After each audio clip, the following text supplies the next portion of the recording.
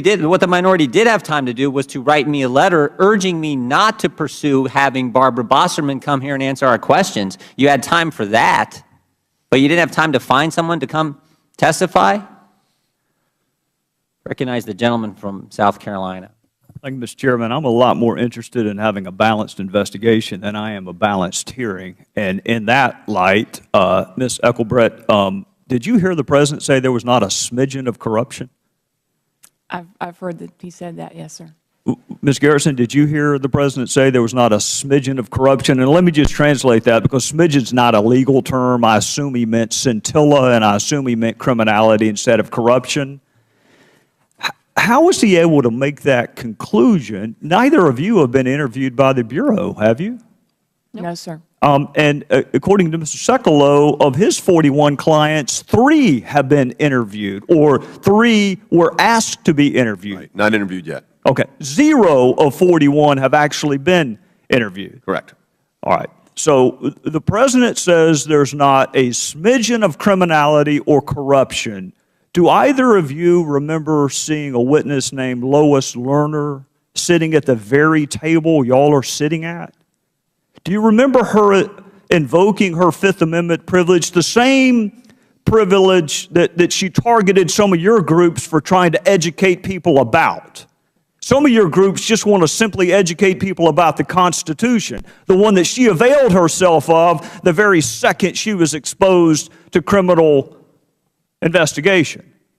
So how can the President say there's not a smidgen of criminality when Lois Lerner invoked the Fifth Amendment? 41 witnesses haven't been interviewed, including the 2 that are here right now. How can he possibly draw that conclusion? Good question. I wish one of the colleagues on the other side of the aisle would ask the President how in the world he concluded no criminality when Lois Lerner sat in front of them and invoked her privilege against criminality. How do you square that? Mr. Gowdy, if I may, she invoked her Fifth Amendment privilege, which she has the right to do, of course, and you and I both respect that, because we now know the reason why. It wasn't perhaps as clear as it was made yesterday.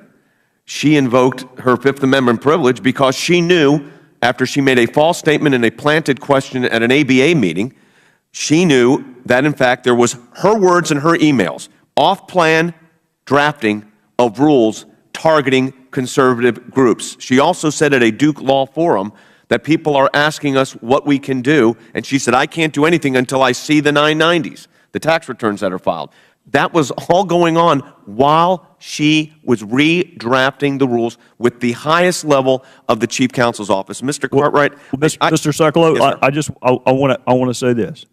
I understand why she invoked her Fifth Amendment privilege. I don't understand why in the hell the President of the United States would prejudge an investigation I don't either. Before any of your clients were interviewed, before either of these 2 victims, and I know you don't like that word, but I'm using it in the criminal sense of the word, before either of these 2 victims were interviewed, he has gone on national television, he has prejudged the investigation, and in my judgment has compromised the Department of Justice, which leads me to this question, Mr. Sekulow. Yes, sir. There is the option, when you have a compromised investigation and a chief executive who has prejudged the outcome before the jury's even gotten all the evidence, he's got an option of appointing a special counsel, right? Yes, he does. And the special counsel regulation says if it's extraordinary circumstances that furthers the public interest. Can you think of anything more extraordinary than government targeting people based on their political beliefs?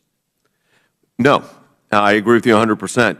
And I also would point to the email of June 14, 2012, which was just released, because this shows the need for a special prosecutor at this point on the criminal aspect of this. And again, Mr. Cartwright, when you asked about the no evidence of politics, let me quote from the email. Don't know who in your organization is keeping tabs on C4s, but since we mentioned potentially addressing them off-plan in 2013, I've got my radar up, and this seemed interesting. These are coming from the most senior people within the chief counsel's office of the IRS, which is a presidential appointee. Again, it's an office I came out of, so I have due respect for the office. But at this point, a special prosecutor to evaluate the criminal sanctions or criminal laws applicable would probably be the best, I believe would be the best way to go, because I don't think the Justice Department right now, again, with due respect to the Justice Department, is institutionally capable of doing this. And I need to say this also, because I thought that the question, Mr. Cartwright, on Ms. Mitchell's legal representation, she has an exceptionally excellent reputation in this town as a lawyer. And her clients tend to be conservative because that's who her clients tend to be. But, you know, I'm a conservative also, but like I said, I've represented the American Civil Liberties Union in cases at the Supreme Court of the United States. I've represented the National Democratic Policy Committee as well. So I don't think it's fair to go after the lawyers in a situation where it is the IRS that is trying to use their procedures to justify their illegal conduct. Remember the apology?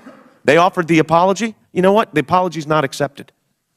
Mr. Chairman, in conclusion, I believe the ranking subcommittee member said that there are 13 people assigned to this investigation, if I heard correctly. 13 people in 6 months have not had time to interview a single solitary one of Mr. Sekulow's clients. 13 people in 6 months have not had time to interview either of these two witnesses, and yet the chief executive, the President of the United States, has already prejudged the outcome of this investigation. So either it's ongoing or it's not. Either he's wrong or Eric Holder is wrong. In either case, it is time for special counsel, Mr. Chairman. Thank the gentleman. Recognize the gentleman from Virginia.